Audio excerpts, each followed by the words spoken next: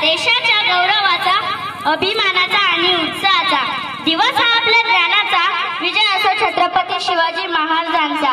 सन्माननीय व्यासपीठ माझ्या बालमित्र मैत्रिणींनो आणि कट्टर शिवभक्तांनो, मी तुम्हाला आज छत्रपती शिवाजी महाराजांनी केलेल्या प्रतापगडावरील प्रतापाविषयी माहिती सांगणार आहे।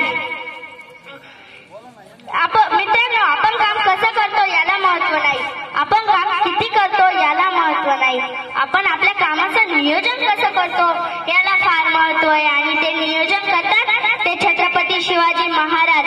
आणि खरं पाहिलं तर महाराजांनी अफजल खानाचा कोथळा बाहेर काढला। अफजल खानाचा कोथळा बाहेर काढायला महाराजांना फक्त 2 मिनिटं लागली, फक्त 2। पण या 2 मिनिटांसाठी महाराजांनी तब्बल 1 वर्ष नियोजन केलेलं होतं, तब्बल 1 वर्ष। अफजल खानाला भेटीच्या निवासात आणण्यापासून तर कोण माणसं यावीत कोण नको याच्या पलीकडे।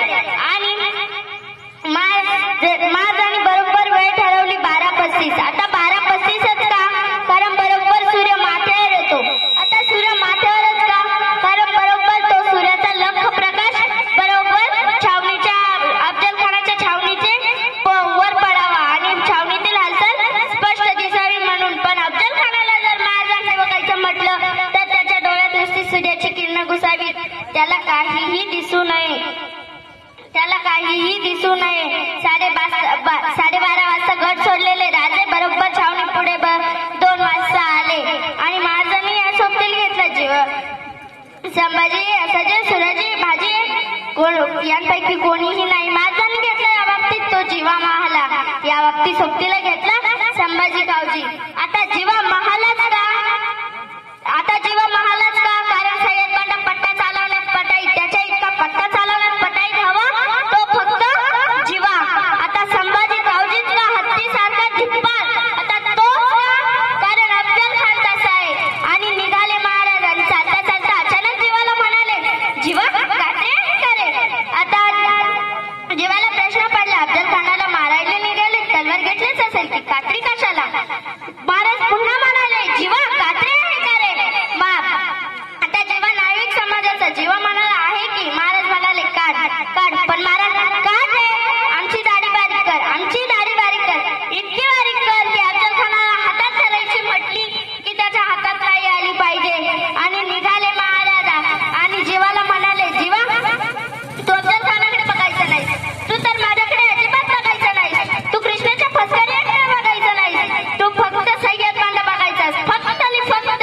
संभाजी गावजीने सांगितलं, तू आखलं कोयस, तू सामान्याच्या बाहेरच उभा राहा, आज काय चाललंय त्याच्याशी तुला घेणं देणं नाही, पण चुकून जर अफजल खान बाहेर आला तर त्याला जिवंत सोडायचं नाही, एवढं मात्र तू लक्षात ठेव। आणि निघाले महाराज। ऐटीत उठून अफजल खान म्हणाला, आओ शिवाजी राजे आओ।